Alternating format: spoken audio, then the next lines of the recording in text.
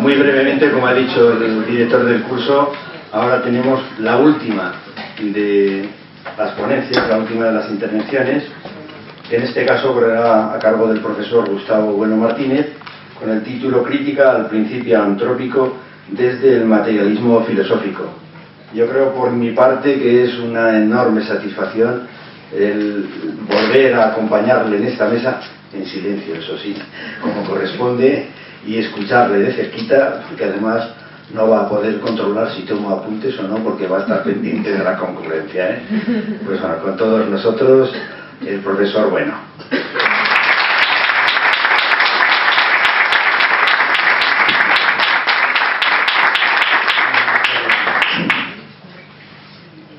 Pues muy bien, me toca terminar la lección de clausura y que tiene como título la crítica al principio antrópico, etcétera.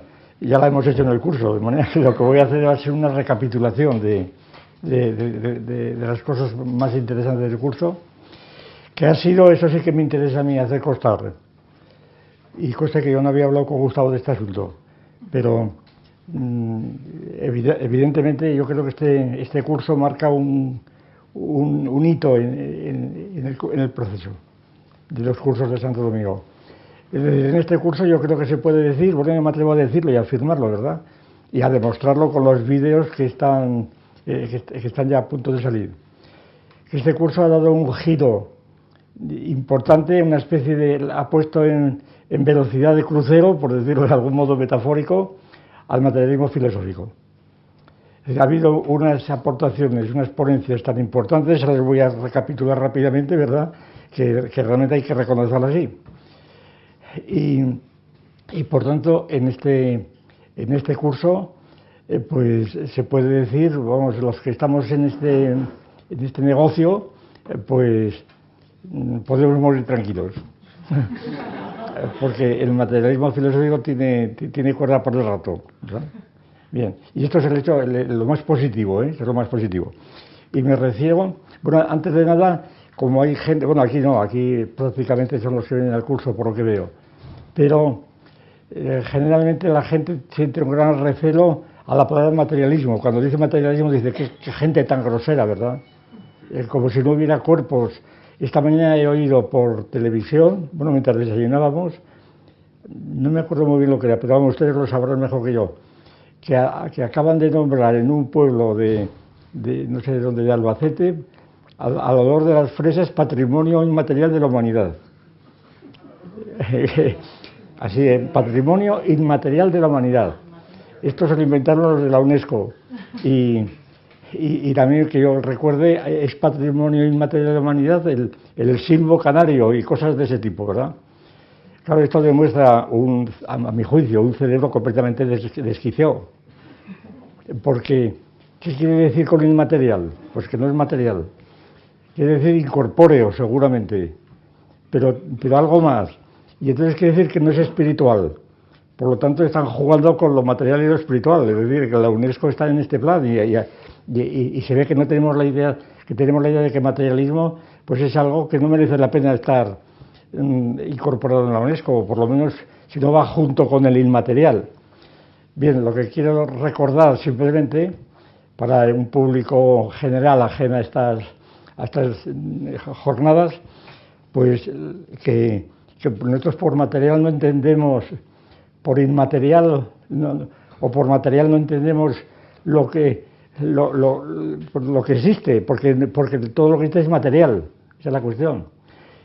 Lo que queremos decir es que material no tenemos lo corpóreo. Lo corpóreo es una parte importantísima del universo material, o de como se quiere llamar. Pero además hay otras partes del universo que suelen llamarse espirituales y que son tan materiales como la otra, pero en otro orden. Ejemplo principal, pues lo que llamamos, bueno, M1 es lo material corpóreo principalmente, que hay más cosas, pero en fin. Después, lo que llamamos M2, pues es lo que corresponde así vulgarmente, con la vida psíquica de hombres y de animales. Esto es esencial. Es esencial que estén los animales dentro del sistema. Por tanto, la vida psíquica no quiere decir algo espiritual en el sentido del dualismo cartesiano, ¿verdad? Sino que quiere decir algo tan material que otro, pero de distinta clase, de distinto género. Y M3 llamamos a algo también material, pero que no es corpóreo, sino que es precisa, pero es tan material como otro. ¿Y por qué es material? Pues principalmente porque es plural, no es simple, como se definía tradicionalmente el espíritu, es simple, no tiene partes, el alma no tiene partes, no es simple. Aquí todo tiene partes, y entonces, y partes extrapartes, como siguiendo la fórmula tradicional, partes fuera de las partes, pero no es la pluralidad lo definitivo de lo material. Esto es lo que queremos subrayar. No es simplemente que hablemos de pluralidad frente al monismo o la unicidad, por ejemplo, de tantas escuelas en muchos puntos. Lo esencial de esa pluralidad es la discontinuidad. Es que hay cortes continuos, hay discontinuidades totales entre unas cosas y las otras, de las cuales hemos hablado aquí constantemente estos días. Y el materialismo es precisamente la negación del monismo, sencillamente, para que me entiendan rápidamente. Una característica decisiva del materialismo dialéctico del marxismo era precisamente el monismo. Es decir, toda la materia es única y va hacia un fin, que es el hombre nuevo, y entonces hay una correlación constante entre todas las fuerzas, todo está relacionado con todo y todo está conectado con todo. Esta idea de que todo está conectado con todo es la que Platón en la Simploqué rechazó, precisamente, por eso hablamos de Simploqué, y es la que más cuesta entender, sobre todo a los grandes sabios de la UNESCO, por ejemplo, ¿no? Porque claro, los grandes sabios de la UNESCO y toda la gente que más o menos les acompaña, pues creen como frase más sublime, y si no estén atentos cuando escuchan las frases y verán, cuando dice, porque es que la ciencia consiste en conocer las relaciones de todo con todo. Eso es imposible. ¿Por qué? Por la discontinuidad. De manera que el pluralismo discontinuo, no simplemente que haya muchas cosas para que y esta discontinuidad además es conflictiva, es decir, es conflictiva, no es armónica, como pretende la llamada teoría de los sistemas, que está tan en boga. Bueno, estuvo mucho más hace unos años, pero todavía hay mucha gente que está trabajando por ahí, incluyendo los que asisten al CERN, al colisionador de electrones de Ginebra, y aplauden cuando dicen que han encontrado el bosón de Higgs o lo que sea. No aplauden porque no sabemos si aplauden al bosón o que les esperan 3 años más de contrato. Sí, ¿verdad? Vamos, la cosa es la misma, no tiene importancia ninguna. Bien, igual pasa con los de la NASA. Yo les sugiero que cuando vean una reunión de la NASA porque ha llegado un satélite o una sonda a Neptuno o a Marte, lo que fuera, que vean cómo se levantan los de la NASA y empiezan a aplaudir. Sobre todo si han encontrado agua, empiezan a aplaudir, y nada más ver las caras se ve claramente, leyendo las caras, porque lo psicológico es eso, se puede leer perfectamente en la cara. Entonces basta saber que ellos están aplaudiendo no tanto al bosón o al satélite en cuestión, sino a los 3 años más de contrato que tienen ellos, ¿verdad? Porque se miran unos a otros y dicen, bien. Bueno, pues esto es.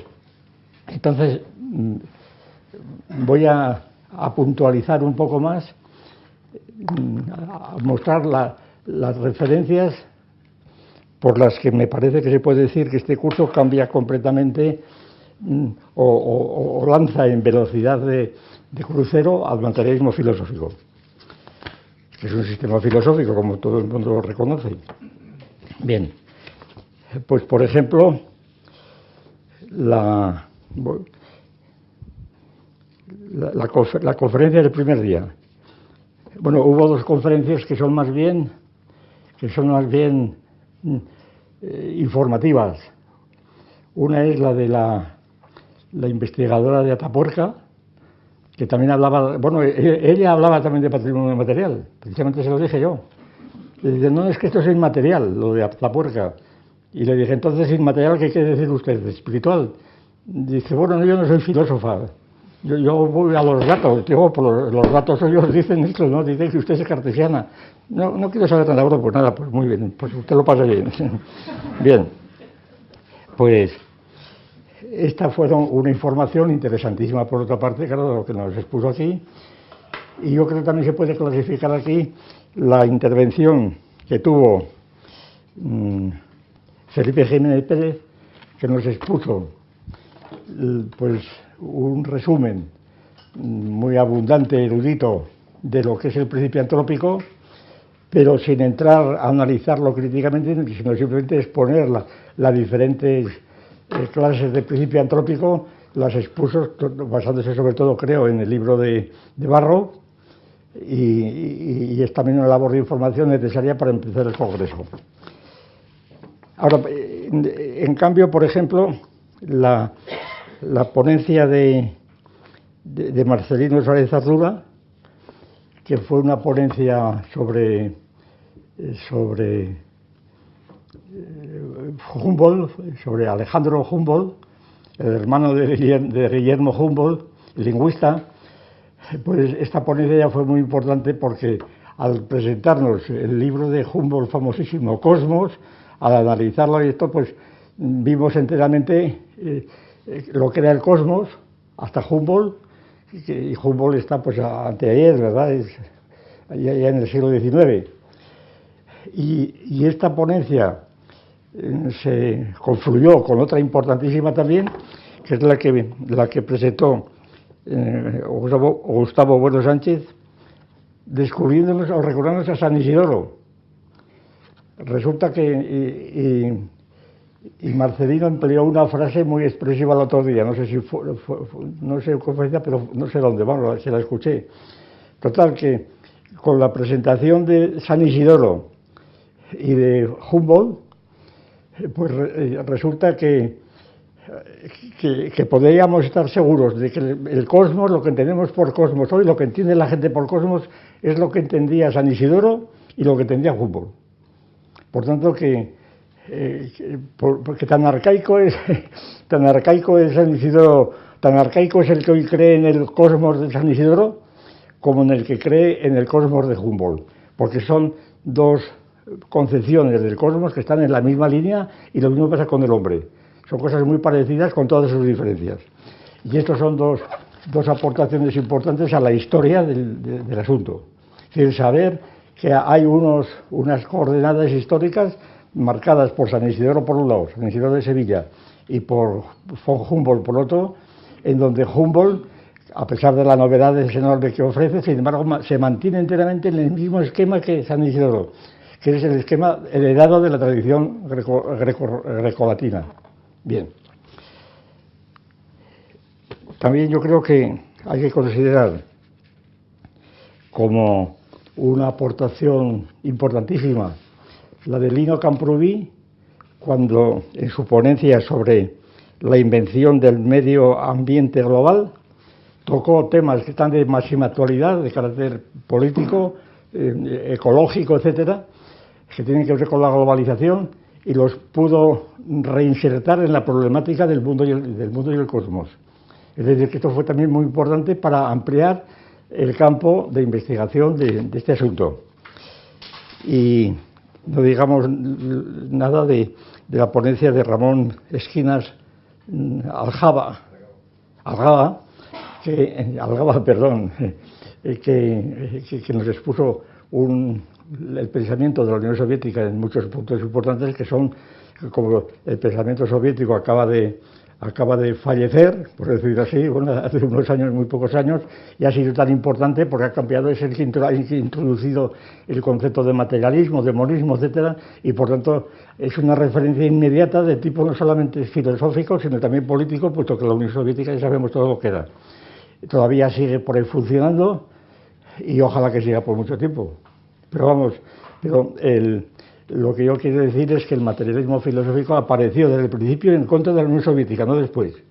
E incluso fue cosa de la editorial, en la primera edición de Ensayos materialistas apareció apareció una faja que yo no la puse, la puso el editor, que ponía algo así como para una filosofía materialista no marxista, algo así. Lo cual determinó un gran recelo por parte de todo un conjunto de materialistas, de lo más importante que había entonces, pero en fin, le vamos a hacer y todavía siguen hoy. Bien, de manera que, lo cual no quería decir que en este libro se atacase a Marx, ni mucho menos, simplemente se contrastaban las posiciones del monismo y del materialismo. La conferencia de Carlos Madrid Casado, pues todo el mundo la recuerda, ¿verdad? Eso fue una aportación esencial, porque la serie de análisis, de ejemplos nuevos que puso sobre la teoría del cierre, sobre la identidad sintética, pues fueron realmente elegidos magistralmente por él y analizados admirablemente, y por tanto abrió y consolidó notablemente pues todos los problemas que tiene la teoría del cierre y que los tendrá cada vez más. Pero la conferencia de Carlos Madrid yo creo que también marcó un hito completamente en este asunto. Tomás García López también nos introdujo en los conceptos de cosmos y hombre pues en la época del Renacimiento y de la Edad Moderna, las religiones terciarias, y por consiguiente nos presentó la serie de problemas que están implicados también no solamente con el marxismo, como hemos visto, sino también con la Iglesia Católica, principalmente, ¿verdad? Bien.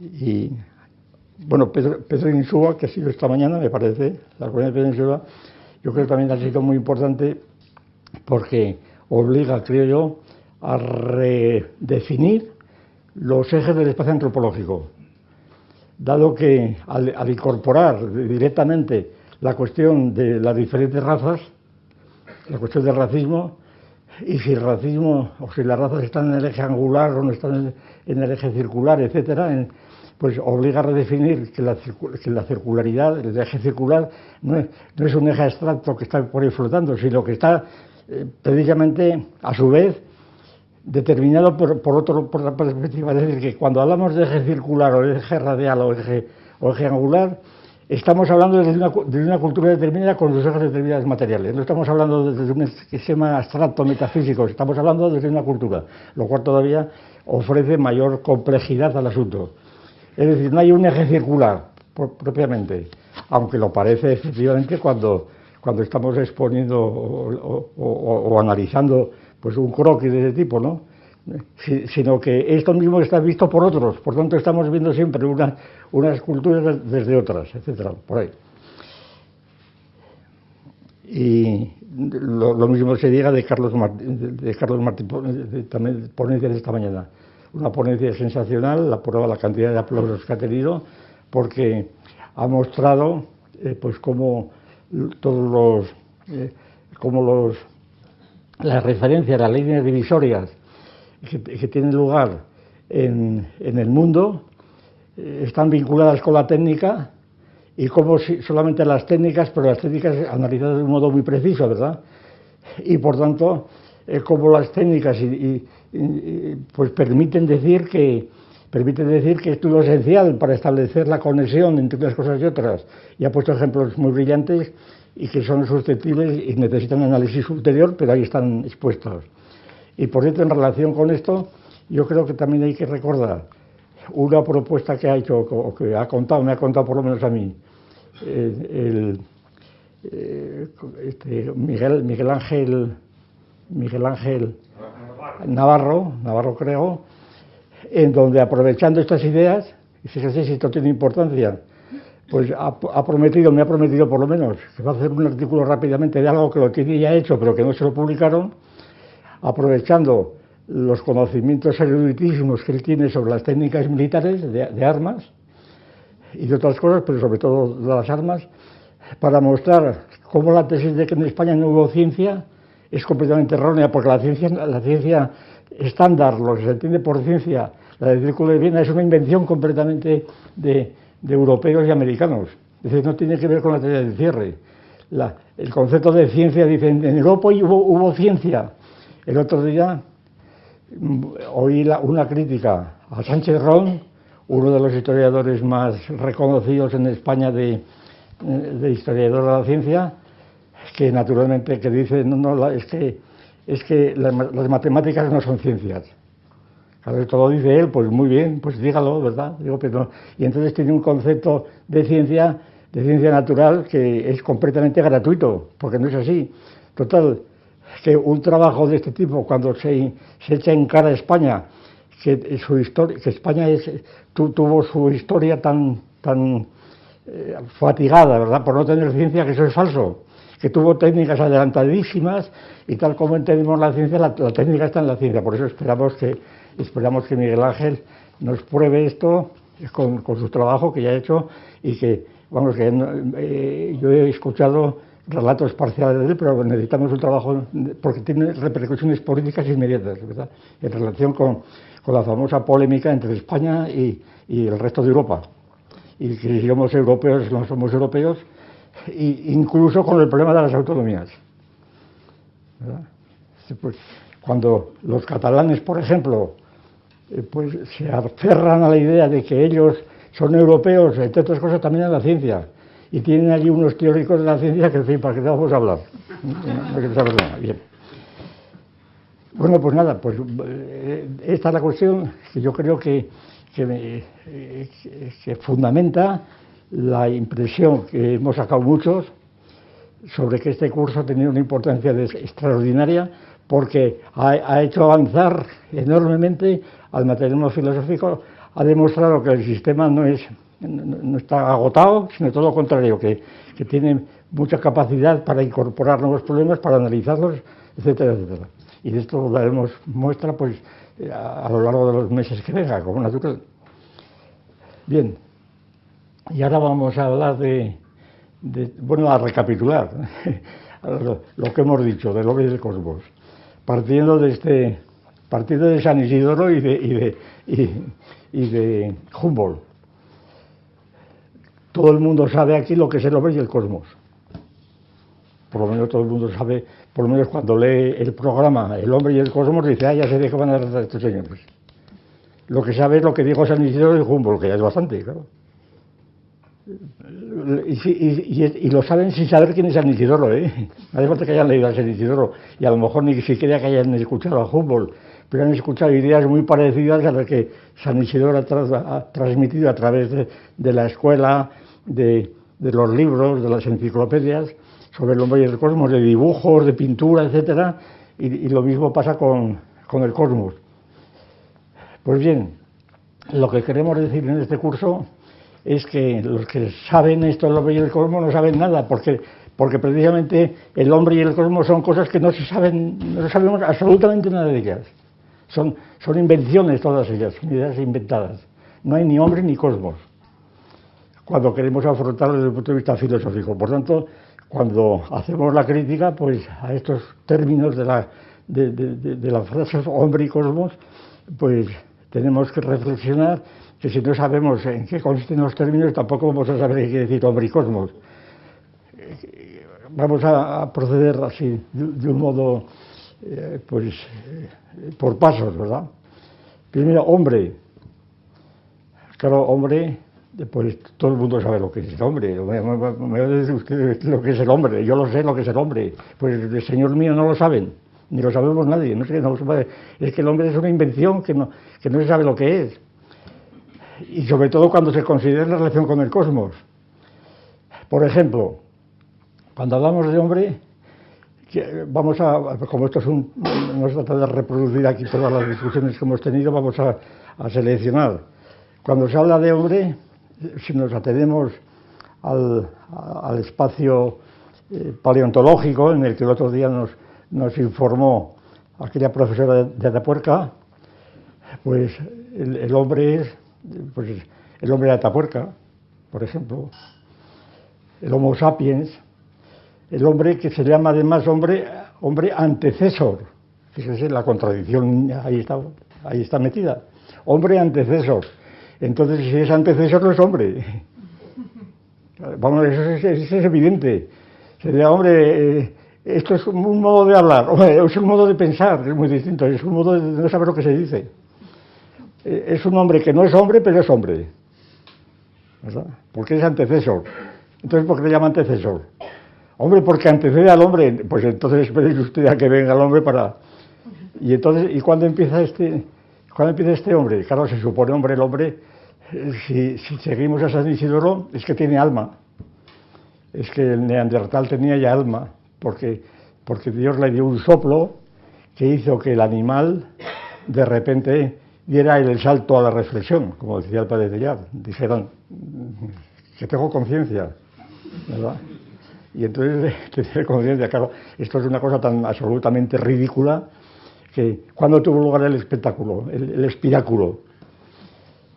Y yo esto lo discutí mucho con un famoso paleontólogo español, el doctor Cruz Zafón, traductor, director, mejor dicho, de la comisión que tradujo las obras de Padre Tellar allí por los años 60. Éramos muy amigos y acabamos, vamos, completamente enemigos. Precisamente se están haciendo tesis doctorales sobre discusiones que tuvimos en tiempos. Este señor, cuyo conocimiento de la paleontología y de la anatomía fisiológica era evidente, pues sin embargo decía que claro que es que el hombre experimentó un salto a la reflexión en un momento dado, a la conciencia. ¿Cómo pruebas eso? Dice, hombre, directamente, digo, la conciencia, ¿cómo sabes tú que tenía conciencia el australopiteco? Hombre, no directamente, pero sí indirectamente. ¿Por qué? Porque enterraba los cadáveres. Y bueno, enterrar a los cadáveres quiere decir que tenía conciencia, sí quiere decir que pensaba en la otra vida. Y no es nada más bien que los enterraba porque olían o para apartar a las bestias que iban a comérselos, a los carroñeros, ¿verdad? No, es por esto. Y además, digo, ¿y quién empezó a pensar? ¿Fue Adán o Eva? Dicen, no, fue Adán. Y entonces Eva, ¿cómo empezó a pensar Eva? Pues dice, bueno, esto tengo una teoría que no me atrevo a exponerlo, ¿y por qué? Porque la gente se ríe, me dijo él, porque era muy ingenuo al mismo tiempo el hombre. ¿Y por qué se ríe la gente? Pues mira, yo ya conseguí que me la contase y luego conseguí que les pusiera en público. Bueno, la carcajada fue inmensa. Dice, naturalmente, decía él, pues el texto bíblico dice que Eva salió de la costilla de Adán. Naturalmente de una costilla no puede, te daba la explicación de por qué no podía ser una costilla, bueno, bien, la aceptabas. Entonces yo he preguntado a un sacerdote, a un cura, que sabe mucho arameo y hebreo, y me ha dicho que costilla también se podía entender como testículo. Dice, entonces salió de la costilla de Adán, quiere decir que salió de un testículo de Adán. ¿Y cómo se produjo Eva? Pues muy sencillo, cruzándose con una mona y salió Eva. que era de la costilla de Adán, que era de la entraña de Adán. Pues muy bien, pues así fue. Y esto eran las ideas que tenía aquel señor que estaba en la primera línea de la paleontología. Bueno, murió hace 6 años, así creo que ha muerto. Bien. Pues entonces se dice, no, es que no sabemos por qué empezó, vamos... algo, el espíritu, lo que fuera. Pero en cambio, los paleontólogos, claro, dicen, no, bueno, es hombre porque tiene características de un cuerpo humano, ¿verdad? Pues todos los análisis que se hacen del cariotipo, de las células, del ADN, etcétera, demuestra esto muy bien. Pero el ADN va estirando hacia atrás y no te paras en el cromañón, sí que está hacia atrás, ¿verdad? Donde puedas estar.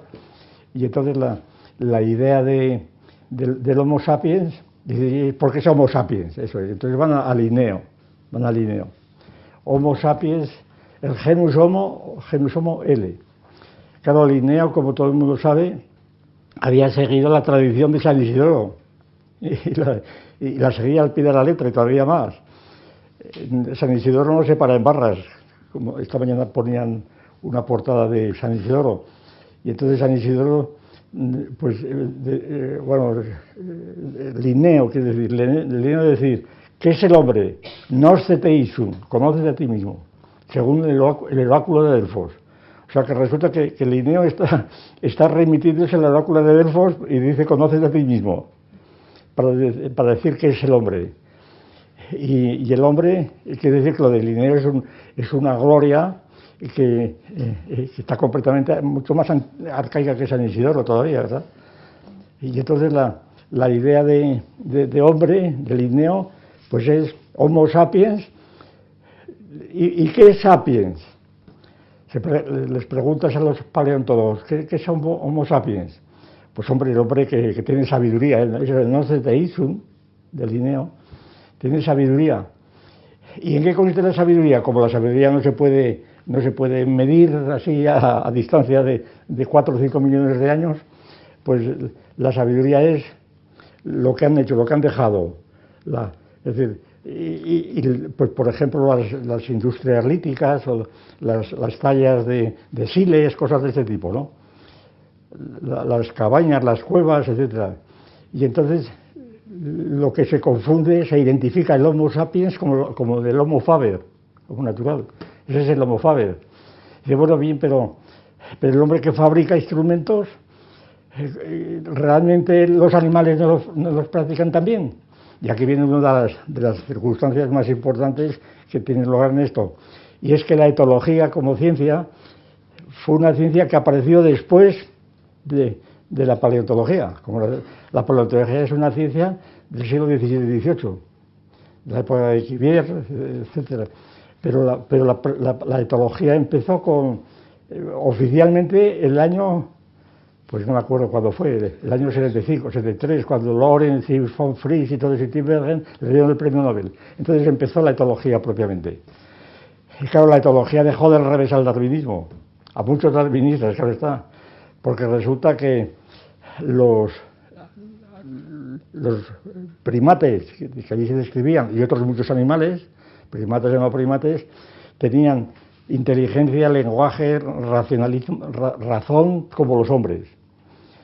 Y esto no ya de forma metafórica, como habían pretendido, por ejemplo, Brunswick, pues por los años 30 ya. Diciendo los animales son raciomorfos, no son racionales, son raciomorfos. Pues díganme usted de otra manera, porque raciomorfos quiere decir que tienen una conducta que parece que tiene forma de razón, pero son raciomorfos. ¿Y por qué no llaman racionales? Hombre, porque no. Claro, todo el mundo sabía la famosa tradición, que ya está en los escépticos griegos, recogida muchas veces, pero que la conocemos sobre todo a través de San Basilio, el famoso perro de San Basilio, que resuelve silogismos disyuntivos. Es decir, que es el famoso caso de San Basilio. Digo esto para subrayar que esto es un conocimiento ya de que San Basilio lo hace muy presente ante los cristianos, pero que era conocido ya por sexto empírico. Ahí, por ejemplo, ahí están los mismos argumentos. Es decir, el perro va siguiendo a la presa y entonces llega a un camino que se trifurca en tres. Huele por el primero, no ve pista, huele por el segundo, no ve pista, y entonces sin oler se tira por el tercero. Claro, esto se interpretaba por San Basilio, pero por muchos anteriores, ya digo, pues como prueba de que el animal tenía razón. ¿Por qué sin oler se tira por allí? Pues porque eso se podría reconstruir así, aunque las reconstrucciones pueden ser más finas, porque él tenía la visión de un sistema completo de alternativas, el teorema de Hauber, una palabra, ¿verdad? Y entonces, si esta no y esta no, entonces la tercera o la cuarta. Entonces, estaba resolviendo el teorema de Hauber. Evidentemente no de un modo formal, además hay que explicar por qué razón, por razones gestaltistas, en fin, no nos vamos a meter con esto, pero hay un problema allí muy serio de análisis, pero evidentemente esto demuestra que el perro resolvía este problema como lo podía resolver una persona inteligente. Y no digamos los experimentos de Keller tan conocidos, con Sultán, el famoso chimpancé de Tenerife, un poco antes de la Primera Guerra Mundial, cuando instaló un campamento allí en Tenerife, y con chimpancés pues fue probando, y además demostró que los chimpancés que él había observado tenían más inteligencia que muchos humanos. Y eso experimentalmente, ¿verdad? cosa que yo no lo dudo, ni lo he dudado nunca. Porque claro, cuando hablamos de los hombres hablamos ya de hombres que están educados, transmitidos, pero no. Era simplemente aquel experimento que todo el mundo conoce, en una jaula meter a unos chimpancés, a Sultán y a otros, con un plátano colgado en el techo, y después les dejaba unas cañas allí sueltas y unos cajones. Entonces los chimpancés que tenían hambre, claro, y con hambre, empezaban el plátano, pero no alcanzaban por él, daban saltos, no podían, cogían una caña, no llegaban, entonces enchufaban 2 cañas, tampoco llegaban, y entonces cogían los cajones, los juntaban, se subían y lo cogían. Claro. ¿Esto es inteligencia o no es inteligencia? Hombre, pues lo hacían, muchos hombres no sabían hacerlo. Eso no sabían, quedaban allí, pues como decir, que me den una reclamación al sindicato, ¿verdad? Que me den... ¿verdad? Reclamarían al sindicato, es que no me dan instrumentos. Bien. El ejemplo del perro es lo mismo. El perro y la gallina, muchas veces citado, la gallina cuando detrás de la verja le pones trigo o granos de trigo, lo que fuera, la gallina pues se pegaría a la reja, a la red, intenta desgregar, cuando más se pega no puede alcanzar nada. Es decir, no logra lo que muchos consideran un criterio de inteligencia, el alejarse del asunto para luego darle la vuelta. El perro le pones detrás de la reja, le pones un trozo de carne, intenta primero cogerla con la pata, no ya, y entonces se aleja, da la vuelta y se la come. El perro tiene una conducta inteligente, claro, racional, y así sucesivamente con todos los experimentos infinitos que han hecho los etólogos desde hace muchos años ya. Entonces, claro y como la etología apareció entonces, pues resulta que los problemas que se planteaban en el siglo XIX, por ejemplo, incluso en parte del XX, de cómo tratar a los animales y cómo representarse a los hombres primitivos que iban siendo desenterrados de los cementerios o de donde fuera, o de las cavernas, no sabían. Era muy distinto hablar de un presapiens, que estaba enterrado en una iglesia de hacía 1000 años, por ejemplo, y tratar a un chimpancé que estaba hoy caminando por las calles de una ciudad, ¿verdad? Es muy distinto, porque aquello era una cosa que había ocurrido entonces, pero esto estaba presente actualmente. Entonces, por una frase que ha repetido muchas veces, pues Tinbergen dice, por ejemplo, por las calles de Nueva York se pueden ver montones de neandertales circulando. Hay una serie de tipos que son como neandertales, pero no solamente físicamente, sino también pues en cuanto a su dotación intelectual, ¿verdad? Y aún concedo demasiado. Bien. Pero bueno, ya vamos a conceder los de neandertales. Pero claro, aquí tenemos, pero hombre, eso, todo esto, me dirán, todo esto es música celestial porque tenemos los derechos humanos. Y todo el mundo sabe lo que se lo ven los derechos humanos, ¿verdad? Y como los derechos humanos nos cobijan a todos, pues entonces, por los derechos humanos sabemos lo que son los hombres. Pues es cuando menos lo sabemos, ¿verdad? Porque claro, los derechos humanos no saben cómo a la aplicación de derechos humanos, por ejemplo, el problema más urgente que está hoy día planteado en América, con los indios no contactados, es si hay que mantenerlos, los indios del Amazonas o de Paraguay o del Ecuador, etcétera, si hay que mantenerlos no contactados para que conserven su genuina natividad, ¿verdad? O si hay que contactarles. Entonces hay una serie de ONGs que defienden la tesis de mantenerlos no contactados. ¿Por qué? Porque son hombres, y pues como son hombres hay que respetarlos tal como están. Es más, muchos, Cerzán es uno de los que más se han distinguido últimamente en esta tesis, el hombre primitivo, dice que la única solución que tiene la humanidad es volver a la situación del hombre auténtico, que es el hombre primitivo, porque la única forma de que tenemos de seguir viviendo, los hombres de hoy, es esto, es prescindir de toda nuestra cultura actual y volver, no ya a la época de agricultor, que fue una falsificación, ni tampoco a la época de cazador, sino la época de recolector, ¿verdad? Hay el ejemplo más parecido a esta tesis de Cerzán son estos que llaman hoy veganos y cosas de ese tipo, ¿verdad? O crudistas, que el otro día hay un reportaje, me parece que fue por Cádiz, donde había un grupo de crudistas españoles, al parecer. Bueno, realmente era un espectáculo por televisión, ¿verdad? Que por lo visto viven allí desnudos, claro, alimentándose de raíces y esto, tomando el sol, y algunos ni siquiera quieren comer, porque dicen que el sol es bastante, luego se mueren, tienen que ir al hospital, pero en fin. Y entonces, estos son los auténticos hombres.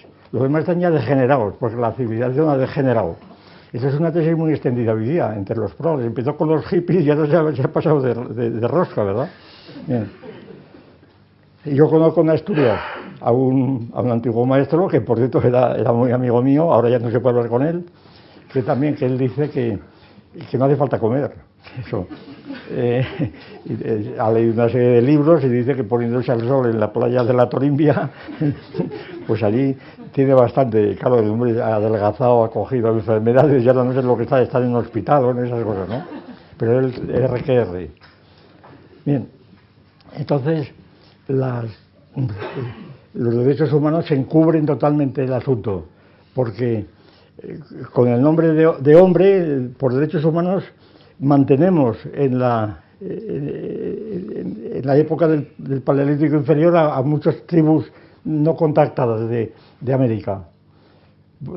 A estas tribus, a estos grupos de tribus que las ONGs, sobre todo americanas, les ponen, pues no sé por qué, es una cosa incoherente, les ponen, yo he hablado con algunos americanos que me han explicado esto y he visto documentales, les han puesto, por ejemplo, un televisor allí en mitad de la selva, y entonces tienes a todos los hombres primitivos estos viendo el televisor en la selva, y lo que es peor, les han puesto un aparato para sacar agua de un pozo, dándole vueltas al aparato, y entonces están todos sacando al aparato esto y están allí.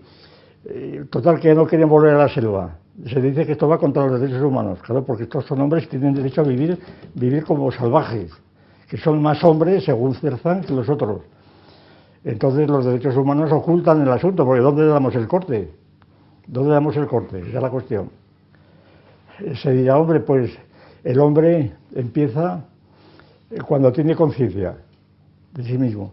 ¿Y cuándo empieza a tener conciencia el hombre?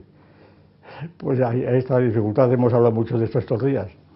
Pues unos dicen, por ejemplo, no, el hombre empieza a tener conciencia pues cuando se ha desarrollado, por ejemplo, los psicólogos, las cosas de la escuela de Ginebra, de Piaget y demás, cuando ha llegado a un grado de madurez, que tiene ya un organismo desarrollado, se le ha desarrollado el sistema de las 4 operaciones, ¿verdad?, del grupo de Klein, ese CRT, etcétera, y entonces ya empiezan a ser hombres. Pero claro, Piaget está hablando de los niños que han estudiado en Suiza. Y entonces ahí, claro, el niño de Suiza, pues lo que aprende un relojero en Suiza. Y ahí tiene todo el grupo de la lógica formado, pero ad hoc. Pero le aplicas esto a un salvaje y no funciona. Aunque algunos de la escuela dicen que sí, pero en fin. Por eso tienen unas becas muy sustanciosas para ir a investigar. Entonces, total, que si se dice, hombre, es que el hombre, ¿de dónde sale la idea de hombre? Pues excuso decir las teorías que hay, la de Malebranche, o para no salirnos de los ejemplos de San Isidoro, ¿verdad?, que son por el estilo, en este orden, pues la idea de hombre sale de la propia reflexión, los animales superiores, que son los hombres que tienen el espectáculo, pues reflexionan, claro, reflexionan. Todavía una cosa de estas, yo creo que se ha incorporado a nuestras democracias cuando han inventado los franceses el día de reflexión, ¿verdad? El día antes de las elecciones se para todo y se supone que la gente está reflexionando. A ver a quién va a votar. Fíjate la cantidad de tonterías que pasa por la cabeza de cada hombre. Porque la reflexión, en todo caso, que de estos días se da, a ver si voy a votar este que es amigo mío y este otro no. Es decir, la reflexión va a ser lo menos democrática que pueda haber, porque son reflexiones pensando no en el bien común, sino en uno mismo. Entonces, pues esta reflexión puedes hacerla en público, ¿verdad? Y cuando ponen, otro ejemplo también que muchas veces hemos citado, cuando ponen como ejemplo de pensador realmente al pensador de Rodin, ¿verdad? Está ahí desnudo, ahí pensando que no saben qué piensa, no piensa en nada, ¿qué va a pensar? No piensa absolutamente en nada, no puede pensar en nada. Y además, ¿por qué tiene que desnudarse para pensar, verdad? Pero ¿qué es lo que piensa? Bueno, es una cosa tan ridícula, pero la gente queda asombrada ante el pensador, la fuerza que tiene el pensador, que además una transformación de una estatua de Aristóteles y tal. Entonces, eso es una cursilería, pero la gente queda asombrada. Ay, es un pensador, ¿verdad? O pensadora. Ahora se dice mucho la pensadora, ¿verdad? Bien. Entonces, parece que el pensamiento parece que es lo más profundo que puede haber, es que tiene unos pensamientos, pues fíjate qué pensamientos tendrá la gente. Si nos contase lo que piensa la gente, quedaríamos asombrados. Bien, bueno, quedamos asombrados, pero como generalmente somos tan imbéciles como al que le consultamos, no nos damos cuenta. Claro. El pensamiento, que yo lo veo, este pensamiento que está funcionando, lo veo sobre todo en programas de televisión, en la 2, no en cualquiera. En la 2, que hay un programa de televisión donde hay una hora cultural que empieza a las 7:30, que yo hace 2 años que lo voy siguiendo, y ahí un señor llamado Gárate, que es muy simpático, pues trae a los pensadores realmente de ahora, que son la cultura, la hora cultural, donde aparece un individuo haciendo rap y diciendo unas tonterías de tal calibre que allí está con una guitarra que la realidad sí no sabe tocarla siquiera. Pero en cambio suscita movimientos de danza acompañados por el público participativo, que participa con la danza como exactamente igual que la danza de los chimpancés que describe la Aguda, ¿verdad? Cuando los chimpancés, la danza de la lluvia. Pues, y esto, como resulta que el ministerio, a través de la televisión directamente, los ayuntamientos, las autonomías, dan dinero a estos grupos porque atraen al turismo y entretienen al público durante mucho tiempo, pues están ahí entreteniendo al turismo y está todo el mundo pues danzando participativamente, porque esto es la cultura. Y a esto le llaman la cultura, que es una forma de danza. Así como suena, esto es uno de los problemas más serios que yo me he encontrado estos últimos. Vamos, porque yo hace 2 años yo ponía este programa de televisión en la 2 y lo cortaba, claro. Pero luego dije, coño, voy a ver lo que dicen. Y el primer día me lo tragué entero y me lo he seguido tragando, pues ya llevo 2 años, incluso con una libreta apuntando los nombres de los que están por allí, que muchos son extranjeros que vienen allí. Y lo que recuerdan son afinidades de unos con otros y dicen, ¿y usted qué? Yo soy flamenco fusión con rap, con no sé cuántas cosas más, con jazz y con... Bien. Y entonces dice, ¿y cómo encontré esto? Un concierto, vamos, inolvidable de fulano de tal, que era un norteamericano, que por cierto, el día que del estreno del proyecto rompió en Chicago la guitarra. O sea, esos son los recuerdos que tiene este antropopiteco, ¿verdad? Que está allí dándole a la guitarra, ¿verdad? Pero claro, es la cultura, claro, pues también los animales tienen cultura, eso ya... Esto en la época de Cassirer, donde la cultura definía al hombre bien, pero los etólogos han demostrado que los animales tienen cultura y razón, de manera que... Pero en cambio, esto es muy interesante por si lo ven, se justifica, la justificación que dan estos antropoides, ¿verdad? La justificación que dan de su arte es la cultura, esto es cultura. En lugar de ser al revés, es decir, ser cultura parece que justifica el arte que hacen. Pero es que el arte no se justifica por la cultura, sino al revés. Es decir, que Mozart no se justifica por ser culto, sino que Mozart se justifica por la música que escribió, no por ser culto, que es un concepto abstracto, ¿verdad? Sino por la música que escribió. Pero aquí es el revés. Este que está tocando la guitarra, como le han pagado el ayuntamiento o la consejería, le ha pagado, y como además tiene trabajo asegurado en todos los festivales de las ciudades medias que llaman, ¿verdad? Como Aranda de Duero, Sabadell o lo que fuera, pues vive de esto, pues el hombre, esa es la cultura. Bien. Bueno, esto está de tal manera organizado, y sobre todo en los meses que vienen, esto va, yo creo que va adelante, ¿verdad? Va adelante, pues que yo vuelvo a dudar otra vez de los del día 13 que hablabais hace un momento, ¿verdad? Yo creo que si esto va evolucionando, vamos a que se acabó bueno, se acabó, tendremos que estar aquí participando. Es decir, todos participando, ¿verdad? Bueno, pues nada, muy bien. Bueno, veo que da un poco de esperanza. Bueno, ¿y el cosmos qué pasa con el cosmos? Pues el cosmos, claro, hay respuestas para todos los gustos, como saben. La respuesta más conocida es la de Kant. Pero Kant no hace más que repetir a Descartes y a San Agustín y a todos los demás. Es decir, el hombre tiene conciencia de ese hombre principalmente porque se lo han revelado la Iglesia, porque la Iglesia le ha dicho, tú eres hombre. Y le ha elevado a un estado de gracia, que por cierto la cultura la interpretamos nosotros como una transformación del reino de la gracia, o sea que están muy ligados. Entonces, el hombre, claro, pues está siendo enseñado que él tiene un espíritu y que, por tanto, su idea de hombre está ligada con Dios y con el mundo, que son las tres ideas de Kant. ¿Y qué son las tres ideas de Kant? Bueno, lo de Kant es que es de una caradura tan impresionante, ¿verdad?, lo que dijo Kant. Se le ocurrió esta idea, que es muy ingeniosa, pero dijo, hay tres clases de silogismos, de estos que hablamos del perro de San Basilio, ¿verdad? Hay tres clases de silogismos, categóricos, hipotéticos y disyuntivos. Pues bien, cuando el hombre, que es racional y trabaja con silogismos, como Aristóteles, porque aquí Kant es aristotélico puro, ¿verdad? La Fernus de Kant, la razón es silogística también. Cuando trabaja con silogismos categóricos, segrega la idea de alma. Así literalmente, en la crítica de la razón pura, cuando trabaja con silogismos hipotéticos, segrega la idea de mundo. Y cuando trabaja con silogismos disyuntivos, segrega la idea de Dios. Porque hay tres ideas, porque hay tres clases de silogismos. Cosa más clara, ¿verdad? Y entonces, ¿qué pasa? Bueno, y además tiene unas formas a priori, que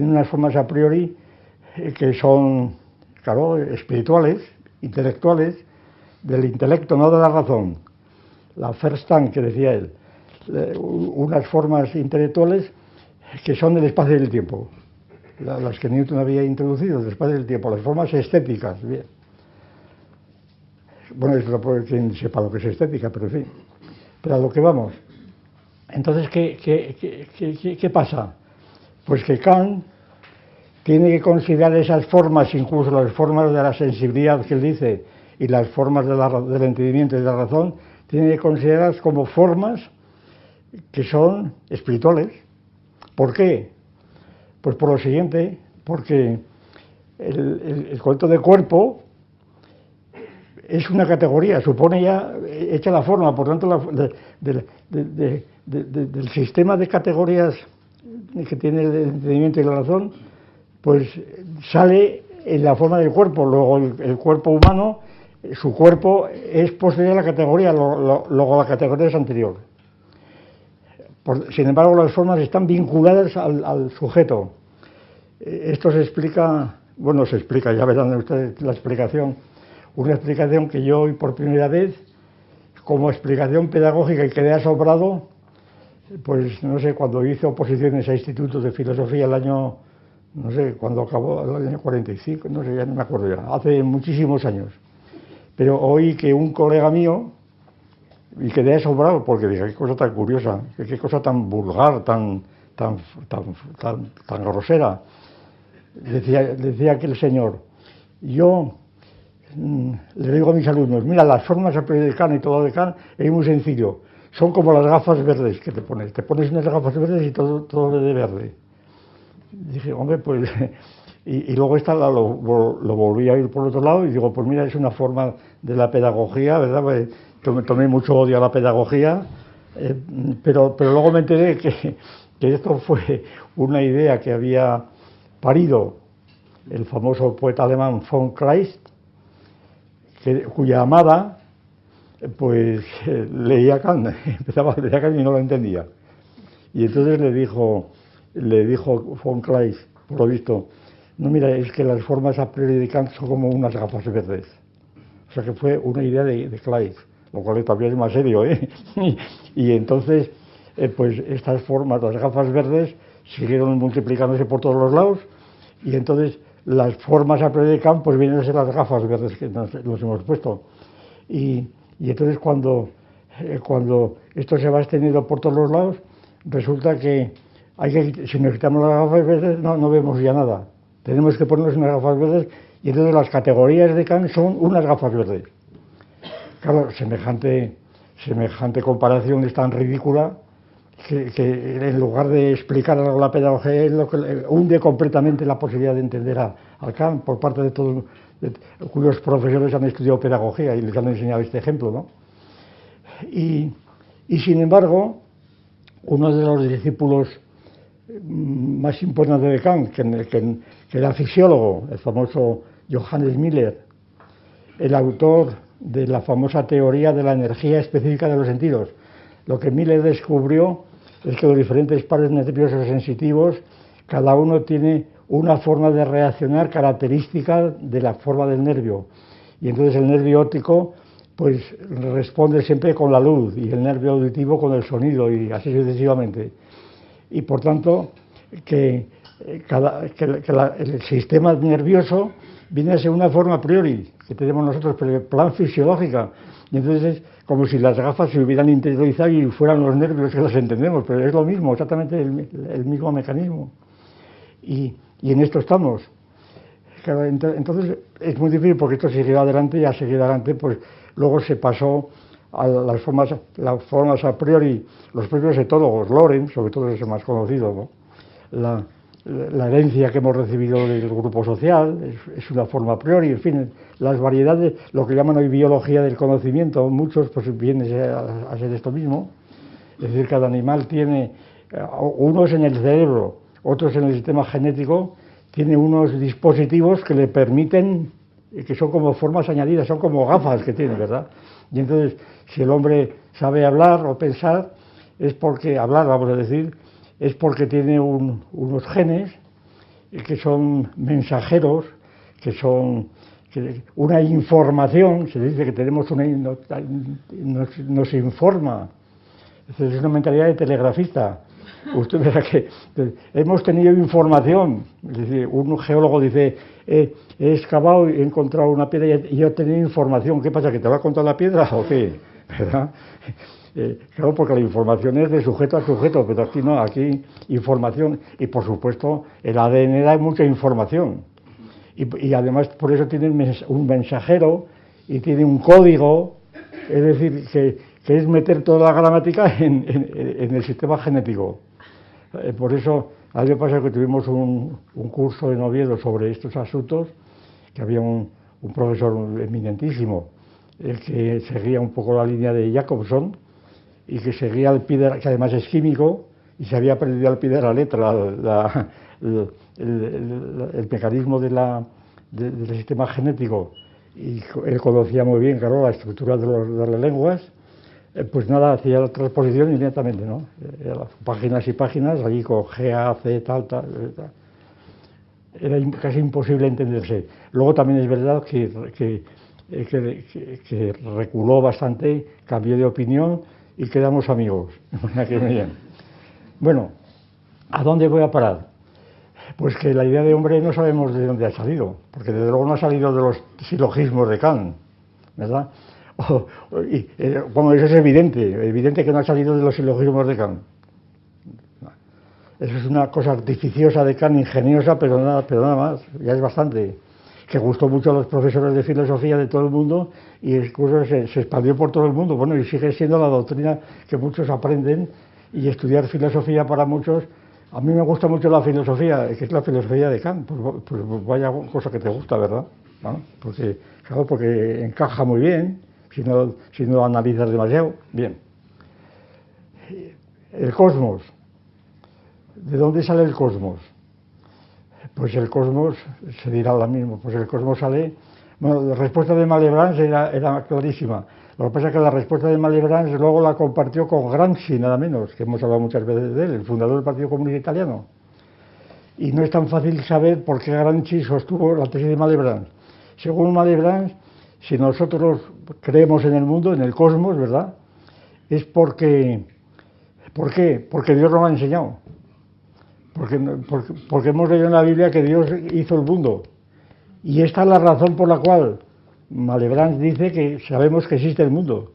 Si no, no podríamos saberlo, porque lo que veríamos sería nuestro habitáculo, no, porque nadie ve el mundo, y mucho menos el cosmos, nadie lo puede ver. Si vamos al Neandertal, no podemos imaginar que el Neandertal veía el cosmos, vería el bosque que hay enfrente o el conejo que tenía detrás de la mata, ¿verdad? Eso es lo que ve, ¿verdad? Y ya es bastante. Pero el mundo no lo veía. Y el mundo estrellado tampoco. Entonces, ¿de dónde viene el cosmos? Pues es un tema que lo hemos tratado muchas veces aquí, pero no podemos, pero simplemente para recapitular un poco. El cosmos que nosotros creemos saber lo que es el cosmos de San Isidoro, repito otra vez, o de Humboldt. Ese es el cosmos. Cosmos significa, en general, cosmos significa orden, elegancia. Pues, por ejemplo, cuando, y esto es literal, dice, Homero habla del cosmos antes que Anaximandro, y pues sí, habla del cosmos, pero lo que habla del cosmos, habla de usos de la palabra cosmos, por ejemplo, de una persona cuando se levanta y tiene todos los pelos revueltos y sin afeitar, si suele llevar barba, lo que sea, pues entonces cuando se arregla, pues se hace la cosmética y el desarreglo, su rostro se ha convertido en cosmos, ha convertido el caos en cosmos. El mundo, que es un poco la equivalencia latina del griego cosmos. Mundo es un adjetivo propiamente latín, mundo que significa limpio, elegante. Y entonces, pues el cofre de la novia, que es el mundo, que todavía hoy llamamos el baúl mundo, yo todavía recuerdo en mi casa que había un baúl que le llamaban el baúl, el mundo, y entonces, porque estaba todo revuelto allí, pero cuando aquello, en el cofre de la novia, cuando aquello estaba ordenado, pues aquello era un cosmos. Entonces, porque el cosmos es la ordenación de lo que está revuelto. Y entonces por eso el cosmos, cuando hablamos de cosmos de Anaximandro, es porque se supone que el mundo está revuelto, o que pueda revolverse, que puede volverse en un caos, que las estrellas pueden dejar de girar como deben, ¿verdad? Y que cada uno va por su lado, y entonces, bien. Bueno, pues entonces, claro, para poder formar la idea de mundo, o de cosmos, eso es decir la cantidad de siglos que hace falta, porque los animales que viven en los bordes de un bosque, bueno, los primates, pues no pueden tener idea del mundo, tienen que salir fuera, tienen que dar la vuelta, encontrarse con muchas cosas diferentes, cotejarlas entre sí, y solamente entonces pues pueden hablar de un mapa, el mapa de Marronadita para ir como hoja de ruta para ir saliendo de su sitio. Entonces, y no sabemos muy bien que los animales tengan mapas, aunque puede considerarse como mapas, pues por ejemplo cuando el perro va dejando su marca de su orina en los árboles, pues es una especie de señales de ruta, es una especie de mapa que deja allí, ¿verdad? De hoja de ruta, diríamos, ¿no? De manera que tampoco hay un corte tan radical cuando hablamos de mapas con los animales, y otros muchos ejemplos que se pueden poner. Pero lo esencial, yo creo, es esto, que el cosmos, el concepto de cosmos, supone la referencia, principalmente una referencia histórica, esa es la cuestión, histórica, concretamente. Hace falta que los grupos humanos hayan formado ya sociedades relativamente consistentes y desarrolladas en industrias líticas, en armas, etcétera, y socialmente, para que hayan ido pudiendo salir de sus hábitats y hayan podido cotejar unos con otros y hayan podido cotejar sobre todo los mapas del mundo, y el principal, el cosmos, el principal es este. Porque de aquí tenemos criterios muy importantes para lo que viene. Es decir, porque el mapa que pueden haber hecho es el más común en muchos pueblos europeos y asiáticos, es este. La tierra que se ve es un plano, una llanura, ¿verdad? Es un plano. Pero si estás en la orilla del mar, ves las aguas que se caen, se supone que se caen al mar. Y sobre todo ves a los navíos que empiezan a internarse mar adentro, y lo primero que deja de verse es el casco y último las velas. Luego de ahí se saca la evidencia de que los navíos se pueden caer a un abismo, ¿verdad? Al abismo. Y entonces la idea del mapa esférico pues implica también no solamente la Tierra plana, sino también que a veces es un casquete inferior, sino otro casquete superior, que es la cúpula celeste, que es la cúpula de las estrellas fijas, lo que llamamos la cúpula de las estrellas fijas. Es decir, ya en los astrónomos posteriores, el mundo está formado por un conjunto de estrellas fijas en donde están clavadas las estrellas, que es el firmamento que vemos por la noche, ¿no? Ahí están las estrellas fijas. Luego hay unos astros que se mueven, errantes, que son los planetas, y luego está el Sol. De manera que con todo esto se forma una idea, pero resulta que el hemisferio, el casquete superior, tiene la función no solamente de pantalla o de trabazón o de paraguas que nos ponen encima, sino que tiene la función también de detener las aguas para que no se caigan.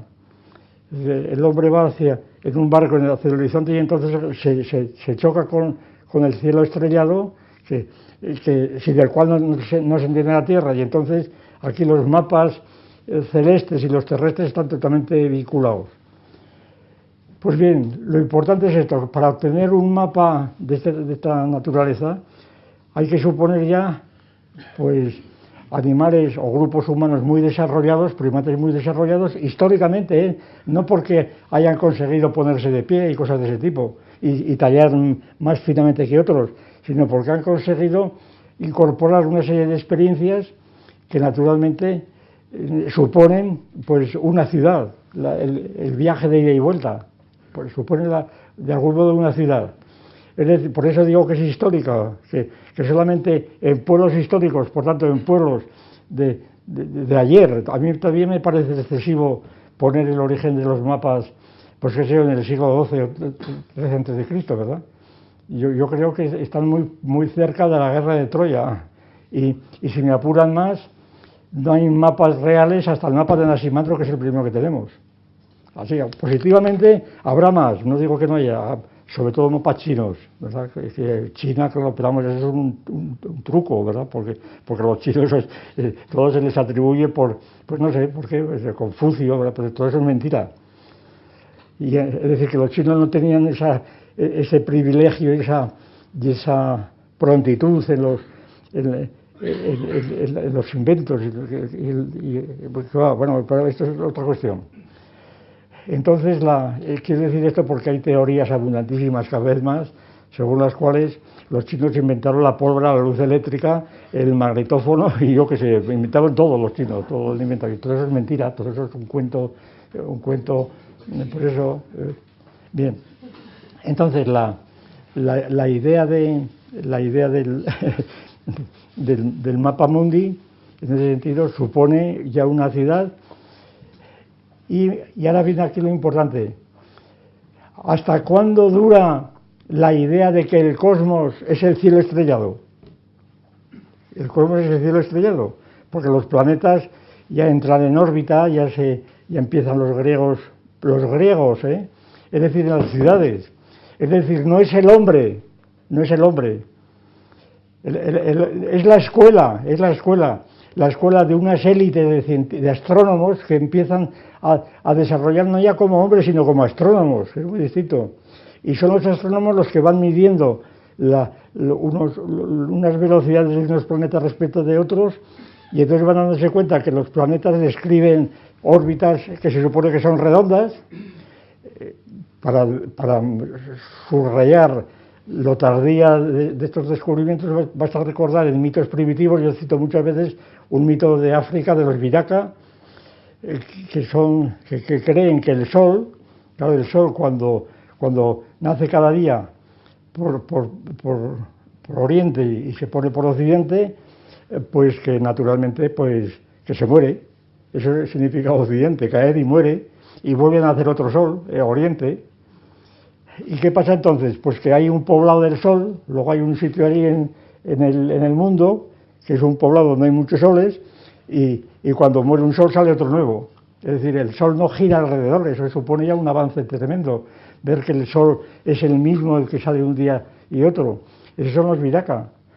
Cuando se ha logrado ya, después de muchos siglos, darse cuenta o creer que el Sol que vemos está dando vueltas aparentemente alrededor de la Tierra, o viceversa, es otra cuestión, pues la astronomía empieza y empiezan los astrónomos a afinar y empiezan a hacer mediciones y empiezan a establecer mediciones reales, O sea, entonces el hombre empieza a medir las cosas.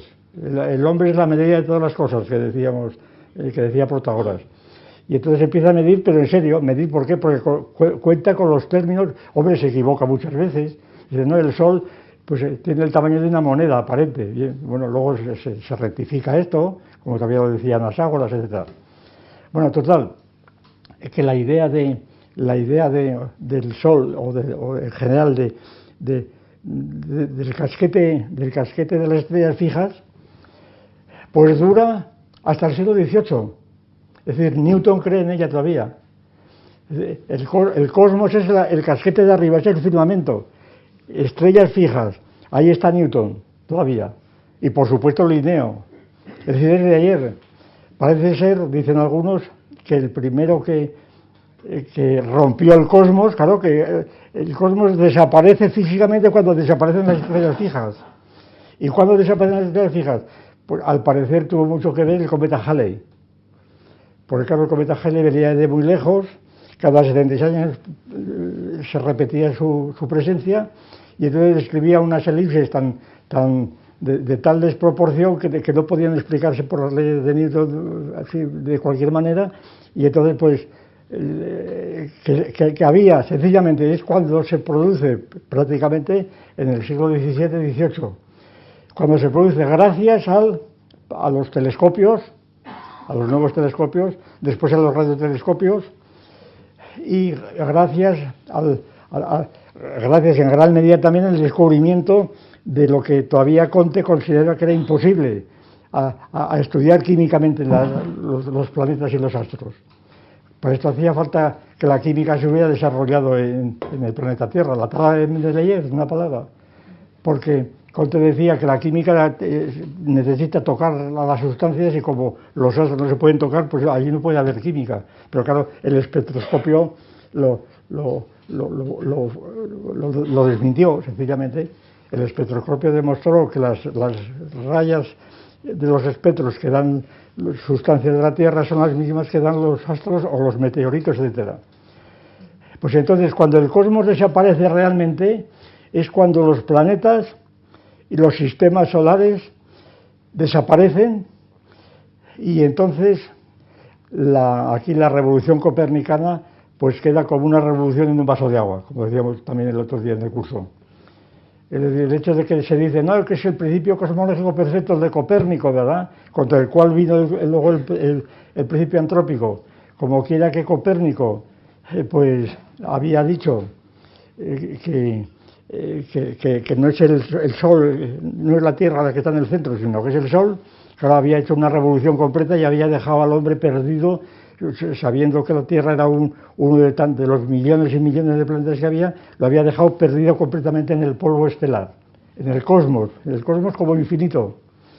Pero ahora resulta que si lo que ha ocurrido es que se han roto las estrellas fijas, el cosmos realmente, el cosmos de San Isidro de Humboldt, se ha roto el cosmos, y en lugar de las estrellas están las galaxias, que vienen, no sabemos de dónde vienen y a dónde van. Entonces estamos completamente sin centro. Entonces por eso la revolución copernicana fue una revolución en un vaso de agua, porque qué más da que esté en la Tierra que en el Sol, ¿verdad?, si están a 150 millones de kilómetros, etc. Es decir, entonces la situación es bastante clara, que no sabemos lo que es el cosmos hoy día. Que hoy día el cosmos no tiene sentido ninguno, así no tiene ningún sentido astronómico ya.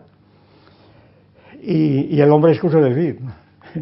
El sentido que tiene el hombre, porque el hombre, claro, se supone, como suponía Linneo, se supone que el hombre tiene un origen que según Linneo, que es el que marca el canon hoy el canon del Homo sapiens, según Linneo, el hombre es una especie, un género, el genus Homo, género al cual Linneo le reconoce varias especies. Es decir, esto es Linneo, ¿eh? El género de Linneo tiene varias especies y él cita algunas de especies pre-sapiens, que no son hombres, por tanto, que no son humanas. Él cita, por ejemplo, al hombre troglodita, al Homo ferus, hombre fiera, es decir, con descripciones rarísimas que hace a veces, pero Linneo reconoce que hay hombres, que hay del género hombre, eso para que se enteren los derechos humanos, hay del género hombre que no son sapiens, son presapiens. Y luego vienen los géneros sapiens, pues esta mañana nos han presentado muy bien, ha sido Pedro, ¿verdad? Pues eso, los cuadros de Linneo donde estaba allí, pues esas 5 razas del amarillo, el hombre amarillo que es muy voluble, pero lleva un sombrero en forma de cono y cosas de ese tipo, y el hombre blanco y el negro, etcétera, las 5 razas, bien, o las 4 razas. Entonces no sabemos lo que es el hombre, pero Linneo supone que Dios creó las especies en el principio, tantas son las especies cuantas Dios creó en el principio, teniendo en cuenta que algunos de los géneros de Linneo, pues los concibió como conjuntos de especies que pueden cruzarse entre sí. Por tanto, había un reconocimiento ulterior en Linneo de que había una especie de evolución interna de transformación, de la evolución como transformación, porque las especies no estaban dadas siempre aisladas, sino que podían haber en forma de especies pues muy confusas que podían luego hibridar entre sí. Bien. Y entonces este hombre que viene desde el principio, que es eterno, como decía Aristóteles, como decían los estoicos, el hombre viene del hombre. El hombre viene de los hombres. ¿Y qué es el hombre? El hombre es el que es hijo de hombres, es la definición genética, es hijo de hombres. Y entonces, ¿cuándo se para? Nunca, porque atrás de estos hombres hay otros, claro, podrán ser de otra raza, lo que decía hoy Pedro, pero en fin, son hombres también. Habrá muchos Adanes a lo mejor, no solamente uno, pero si hay uno solo, pues, o bien el hombre será el conjunto de todas las razas.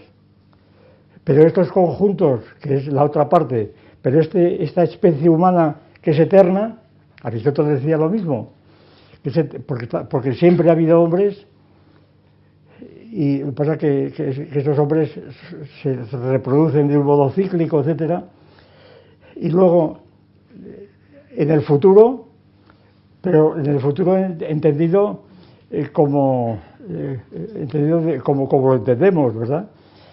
Entendido como algo que está dado en el futuro, pero no de un modo puramente hipotético, como si decimos vamos a pensar en el futuro, pues una serie de posibilidades que voy analizando unas tras otras, ¿verdad? Bien. No, aquí lo que estamos hablando es de un principio de que lo que está dado en el futuro se piensa como si estuviera en el presente. Es lo que llamamos, lo que solemos llamar, pues el principio aureolar. La aureola, la llamamos aureolar porque es el futuro pero con aureola. Es decir, es una experiencia que todos tenemos, de las más curiosas que yo creo que se pueden ofrecer al análisis. Cuando nosotros hacemos un programa de lo que vamos a hacer, ¿verdad? Pues nosotros podemos pensar en un calendario, bueno, el día 14 pueden ocurrir estas cosas, tal, cosas que yo creo posibles, y entonces pues estoy pensando en cosas futuras.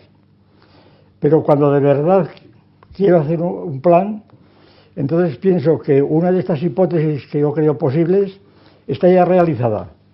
Y solamente porque está ya prefigurada enteramente en el presente, y entonces esa posibilidad está aureolada como si fuera presente. Esto es lo que hacen los gobiernos a cierto nivel. Si se establece que se va a hacer un puente en tal río, en tal sitio, si se toma en serio esto, pues hay que empezar a tomar precauciones de las avenidas que van por el otro lado, de cómo puede ir el tráfico, de lo que ocurre en este lado y en otro. Es decir, hay que estar pensando en el puente para dentro de 50 años como si estuviera hecho ya. Hay que pensarlo aureolarmente. Y este es el modo ordinario que tenemos de planificar. ¿Y hasta dónde planificamos? Pues el hombre nuevo. Ahí estamos en la Unión Soviética, por ejemplo. Es que el objeto del hombre, de la humanidad, es crear el hombre nuevo. Es un hombre que ha estado eterno y luego seguirá estando y va progresando, porque el progreso es indefinido. Y entonces llegaremos a un hombre nuevo que es, nosotros lo hemos conocido en Cuba, la época del hombre nuevo, en fin, cuando veías las gentes que tenías ahí como modelos primitivos del hombre nuevo, de decir, bueno, no sé lo que se dará por aquí, ¿verdad? Sobre todo, bien, vamos a dejar este asunto. Bueno, total, que el hombre nuevo es un hombre que está dado en el futuro, se supone dado aureolarmente en el futuro. Y entonces, claro, entonces sabemos lo que es el hombre, pero como todo esto es un cuento, pues no sabemos lo que es el hombre. Es decir, sabemos lo que son ciertos individuos que llamamos humanos, pues ¿por qué? Pues porque hablan francés o español o inglés o lo que sea. Ahora parece que hay que hablar inglés para poder ser hombre. No tenemos derecho a entrar en el comercio universal. Bueno, total, ¿a dónde voy a parar? Pues para recapitular y ir terminando ya como sea, de la siguiente manera, que no sabemos hoy día lo que es el hombre ni lo que es el cosmos. Así no lo sabemos en las predicciones que tiene, no lo sabemos, porque ni el hombre ni el cosmos puede decirse que sean entidades que existan. Y con esto apareció el principio antrópico, precisamente. Hubo un hombre en Grecia llamado Protágoras, que formuló un famosísimo principio, que más o menos se formula así: Pantochrematon metron anthropos. El hombre es la medida de todas las cosas. Es decir, el principio de homomensura, que se llama. El hombre es la medida de todas las cosas. Protágoras era un sofista, el que discute con Platón. Bueno, esto es imposible hablar de nada porque esto es un mundo inmenso, ¿verdad? Pero lo esencial es retener la idea de que Protágoras presentó al hombre como el que conmensura todas las cosas. Pantochrematon. Es decir, todas las cosas es el mundo, claro, es el cosmos. Cuando todas están ordenadas, porque si no, no se pueden conmensurar. Es decir, cuando todas las cosas están ordenadas, ya hay un cosmos, y entonces quien hace ese cosmos es el hombre. Se discute totalmente y continuamente, pues si Protágoras lo que quiso decir es que el hombre, pues, conmensura las cosas grémata, que tienen que ver con las cosas crematísticas, la que tiene valor económico, las mercancías, en una palabra. Si el hombre también de todos los valores, que también es un concepto económico, que luego se generaliza a otros valores. Y entonces, si los valores de honradez, de bondad, de lo que fuera, de fidelidad, de tal pueblo, son los mismos que los del otro, si son universales, o bien si los valores son medidas por los hombres de cada cultura. En fin, todos los problemas que planteó Platón en la discusión con Protágoras, en el Protágoras y en el Teeteto. En fin, aquí hay una materia abundantísima que no tenemos tiempo de analizar. Pero lo cierto es que el principio de Protágoras, el hombre es la medida de todas las cosas, presentaba al hombre como conmensurador de todas las cosas. Como no sabemos lo que son todas las cosas, porque no es el cosmos, todas las cosas es todo lo que venga y que esté de algún modo conmensurable con otro. Pero como sabemos también, lo habían enseñado los pitagóricos, bueno, lo habían aprendido los pitagóricos, que todo no es conmensurable con todo, que no basta que las cosas sean conmensurables, cosa que al parecer más fácil que decir cuántas unidades tomadas del lado del cuadrado tiene la hipotenusa, cosa más inocente, ¿verdad? Vamos a ver cuántas unidades de cuadrado, 1 partido por n, tiene la hipotenusa del cuadrado. Pues pues muchas, ¿verdad? Muchas, iba dividiendo, no salía, no ajustaba, pues vamos a dividir más, cada otra. Pero resulta que Aristóteles nos cuenta que apareció una contradicción que arrumbaba todo el sistema, que era que si fuera conmensurable era todavía peor que si no lo fuera, porque lo impar era igual a lo par, es una demostración muy famosa que transmite Aristóteles, y entonces, pues, todo el programa pitagórico de conmensuración se cayó por los suelos. Y parece ser, lo cuentan, que un tal Hipasos de Metaponto, un pitagórico, reveló el secreto de la escuela. Claro que la escuela quedaba hundida con esto. Es decir, porque realmente hay leyes objetivas que tienen sus leyes por encima de las leyes económicas. Esa es la cuestión. Que decir, no es que esto es económico, no, es que además de la economía mercantil hace falta otras cosas, hace falta que funcionen otras cosas, hace falta otras relaciones. Y los pitagóricos que habían proyectado su organización del mundo, del cosmos y de la sociedad, precisamente pues en términos de conmensuración numérica, encontraron un fracaso completo en Hipasos de Metaponto, que lo asesinaron.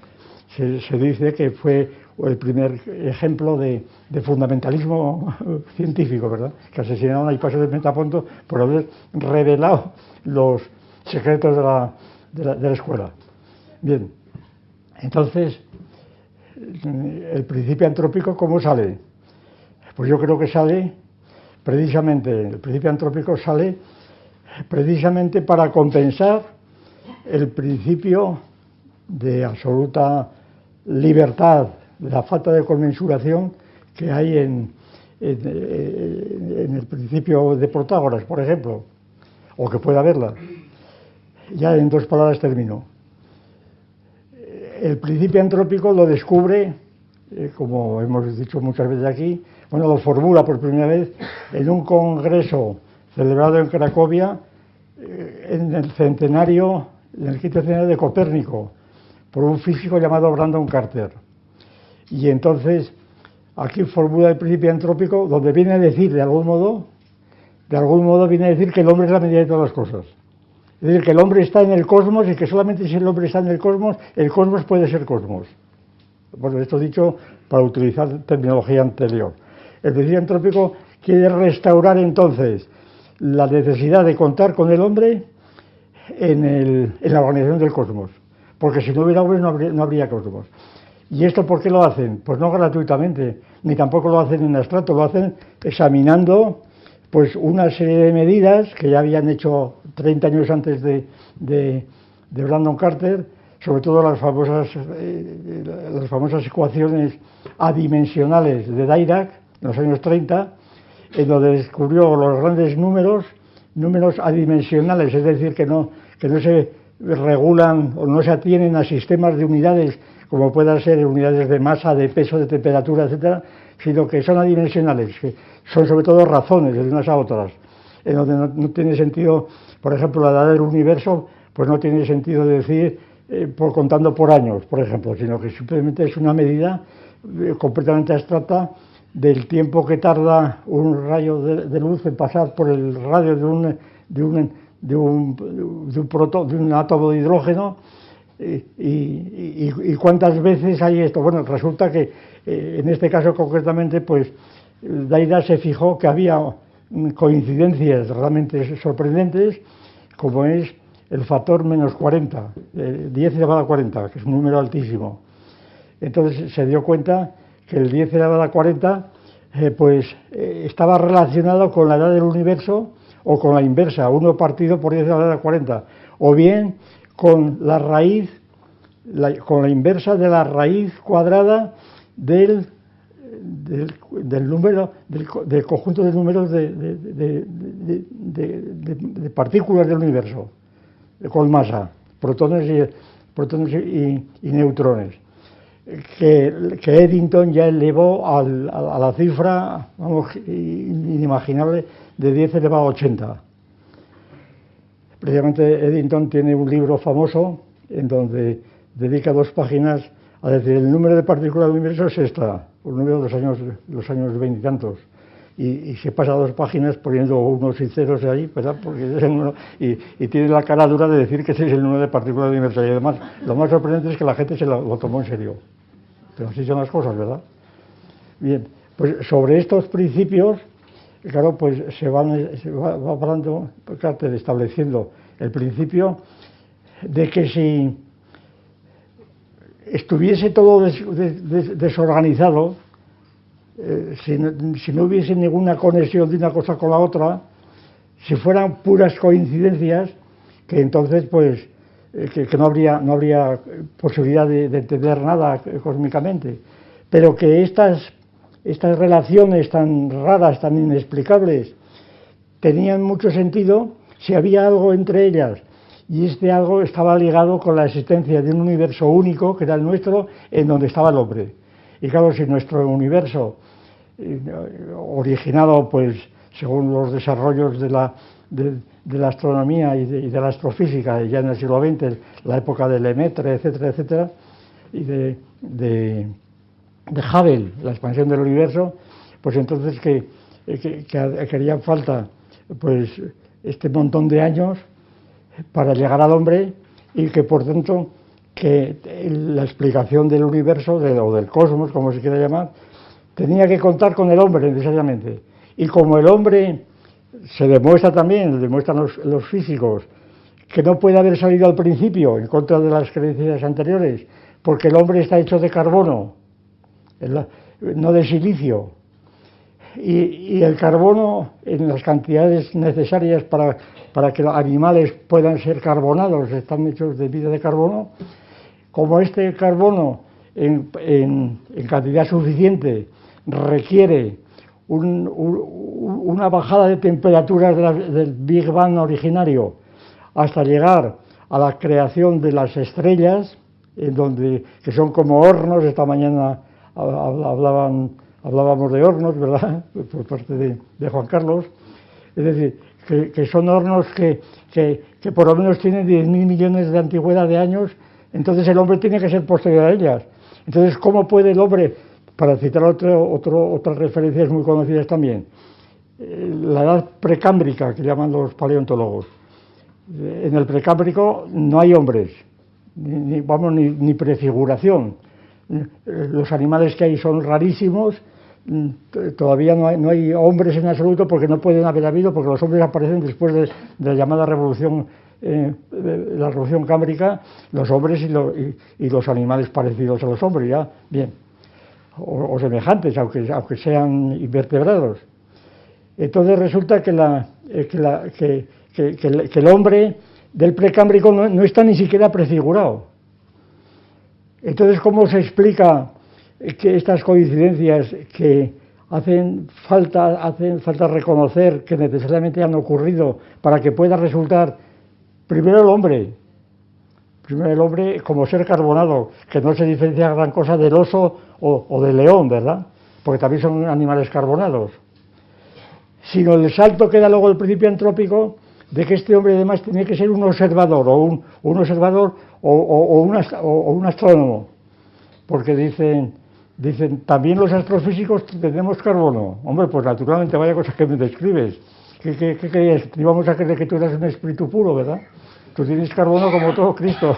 Y entonces, pues empieza a ser ya la explicación no ya del animal carbonado, sino del animal que es capaz de hacer mapas mundi, de cosmos. Y claro, esto ya es una confusión completa.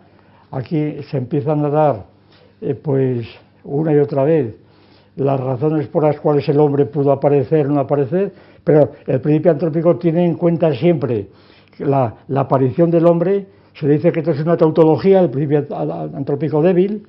Hombre, es una tautología en cuanto es un regreso de la situación actual. Regresamos a ver cómo ha podido aparecer el hombre, cómo se ha ordenado la aparición, cómo la aparición de los animales carbonados es posterior a los otros, y es posterior incluso a los animales que ya pues, fabrican mapas.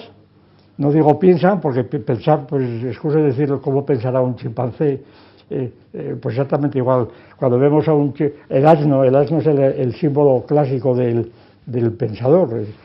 el asno es el símbolo de la filosofía en muchas situaciones. El asno que está siempre así, ¿verdad?, con la cabeza baja, pensando. Se dice, el asno de Apuleyo, por ejemplo, está pensando, pues puede pensar igual que el pensador de Rodin, es normal, cualquiera sabe lo que pueda pensar un asno. Pues para no hablar de pensamiento hablamos de cosas que se puedan medir o tocar, como puedan ser construir mapas o construir ciclotrones o lo que sea.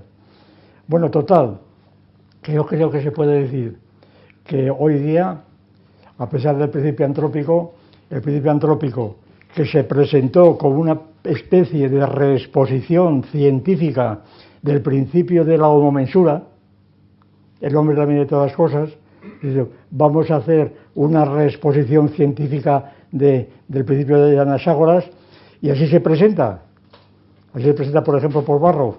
Pues esto no es así, porque del principio de antrópico no se puede deducir el principio de la homomensura ni viceversa, es decir, son escalas distintas por completa. Y entonces, que sea ciencia, esto que llaman los astrofísicos, que sea una ciencia, esto está por ver, claro, porque además no hay una ciencia del cosmos, habría muchas ciencias, como esta mañana hemos estado analizando, habría muchas ciencias distintas que no casan las unas con las otras, que si la física cuántica, que si, en fin, hay muchísimas ciencias distintas que no encajan, que no están relacionadas las unas, que no son conmensurables. Bueno, total, que yo creo que se puede decir que hoy por hoy ni sabemos lo que es el hombre, ni sabemos lo que es el cosmos, ni sabemos lo que es el principio antrópico. Si ustedes la saben, les felicito. Muchas gracias.